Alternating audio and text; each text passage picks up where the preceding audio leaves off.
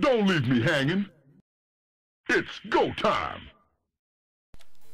Hey everybody, this is Josh and welcome to another great game of StarCraft 2. This one is being played once again between Gretorp, the red Terran over here on the far right spawn of Metalopolis, representing Fnatic MSI, and his opponent once again is Shoutcraft US, better known as DarKFoRcE from Alternate Attacks. He is the orange Zerg on the far left spawn of Metalopolis, so we do have cross positions TVZ. DarKFoRcE should be feeling good about that since it's not close positions. At least he has some chance of winning this game, and no bunker rushes will really be, present. It'll be kind of hard to do that for Gretorp, so he probably won't do it. It's just such a long distance for Marines to run and SCVs to reinforce in case he loses one, so usually it's just not worth it. It just takes too long. Your hatchery gets up, you get Zerglings out, and bunker rush becomes negated. So we'll see what happens on cross positions. DarKFoRcE might even take hatch first. It looks like he really wants to, since he's just continuing to drone up now, sending that first drone out a bit early. He is nowhere near 300 minerals just yet. Oh, he's actually going to go scouting with it. He's going to scout that close running position just to make sure Gretorp is not there. Well, no, where's he going? Where are you going, drone?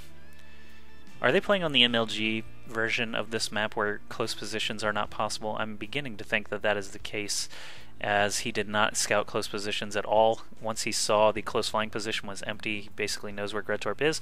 So yeah, I think they must be playing on the MLG version where close spawn positions are not possible. So forget everything I said about a bunker rush, because it's not important on this version of the map. Major League Gaming has altered it so that close running positions are not even possible. So of course DarKFoRcE can expand here very quickly, then drop his spawning pool, and then an extractor. So Speedling is going to be his first unit of choice. Can't really do much else as a Zerg player until you get Lair Tech up. Could go fast roaches, I guess, but since we already saw that hatchery go down, not really going to be an option. Gretorp, what are you doing? Nothing out of the ordinary. Last game we actually did see a very strange double command center build off of just one Rax, and kind of a strange wall off at the bottom of his ramp this time around, though. He is just going to be walling off here at the top of his main ramp. Hatchery number 2 going to be completed here soon. Spawning pool as well. Nothing too exciting to report on for DarKFoRcE. Gretorp getting his first tech lab completed. Will he build a Reaper right away and try and use it for some scouting information? Maybe he'll get a Marauder quickly and concussive shells, though that is typically a TVP build, not so much a TVZ build. So we see he got the tech lab very quickly. Didn't build a Marauder, didn't build a Reaper. He's building Marine, which he could have done without the tech lab, so that's kind of interesting to me. Not sure what he's going to be doing. Okay, Stim Pack is going to be first, and he pulls all these guys off of gas. So he's going to go heavy Marines with Stim Pack to start this game off. He might have wanted to leave one SCV on gas just so he could get combat shields eventually too. But right now we see barracks number 2 and 3 coming down, as well as a second command center. So he is going for a quick expand. Not the quickest, but still pretty quick. And Zergling speed has been started for DarKFoRcE. Pretty much right on time. Drones still coming out at a pretty good pace. Looks like DarKFoRcE is going to have the Harvester advantage in this game. Zergling number 1 tries to run up the ramp, gets gunned down in his tracks, and right now just waiting for both players to kind of get into their grooves, get the unit compositions that they want. Neither player being very aggressive, and it looks like Gretorp has moved over here for some reason, maybe looking for a scouting overlord. Not going to find it though. Gretorp actually hasn't seen very much out of DarKFoRcE yet. He saw that spawning pool, saw that hatch, and that's about it. The Queen looks like it actually did manage to dispatch that scouting SCV with the help of some Zerglings. And now Gretorp is just in full Marine production mode. He did finally get some SCVs back on gas, but check out this poor little guy. He just doesn't have a job. He's just sitting there. He's just loafing. He's not doing anything to help Gretorp win this game. Finally, Gretorp realizes it and makes him build a barracks. So at least he's being useful now. DarKFoRcE, oh my goodness, he is coming up here with a lot of Speedlings, and Gretorp is not walled off at all. So these Marines get surrounded very, very quickly. No, Gretorp, you didn't even have a supply depot there to keep these Speedlings out. Now you have to sacrifice SCVs already at 6.5 minutes into the game to just a first wave of Speedlings. DarKFoRcE has to feel good about this. now he does lose all of his speedlings, of course, but man, he just got up there and killed a ton of Marines, so Gretorp's set back quite a long way. Look at this supply difference already, 41 to 26. Harvester count way in DarKFoRcE's favor now, 30 to 19, although Gretorp does have his second orbital command up, so he can catch up fairly quickly. 29 to 20 now, geez. But Baneling Nest, another extractor.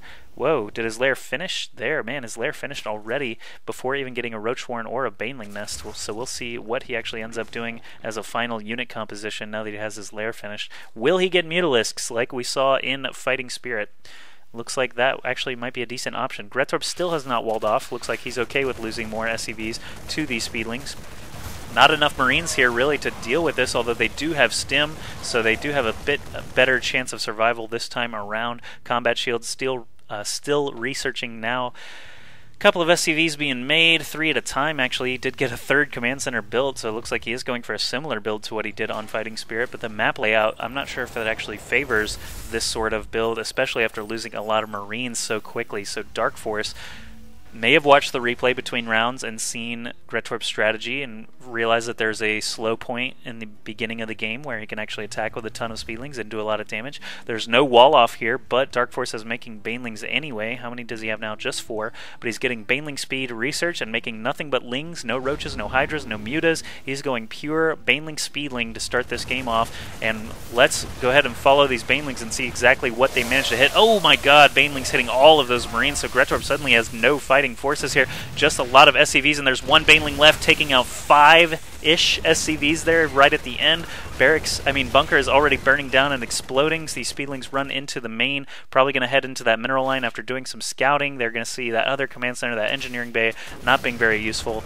And yeah, more Marines here going to come finish off the speedlings, but DarKFoRcE has to feel good about all that damage that he did. Holy crap. 38 Harvesters against 26 now in DarKFoRcE's favor. Army value 65 against 40. There are already a ton of speedlings over here morphing into banelings as we speak, and DarKFoRcE is throwing up this third base. Gretorp has not shown any aggression and has been on the losing end of every altercation so far. DarKFoRcE has to be feeling good about this, and now his baneling speed upgrade is finished. He's probably just going to be rolling on into that natural here in a moment. We'll see when he chooses to attack. Back at home, nothing too exciting going on, still just drones and overlords getting an evolution chamber up now as well. And here come the banelings, as Artosis would say, and they're going to roll right through those barracks, demolishing everything inside. We'll watch the banelings roll up to the top here as well, probably going to head right into this mineral line, and suddenly Gretorp GG's after losing essentially everything that he has, 65 supply against 24, even if he had somehow managed to kill off all the rest of these banelings and all these speedlings. Now, let's not even do it in hypothetical. There's no way he would have killed all these speedlings, and that would have been the game anyway. So Gretorp GG's. The series is now 1-1, but it is a best-of-3 series, of course. So we've got to go to Game 3 now and see who will move on in the Justin.TV Invitational number 2.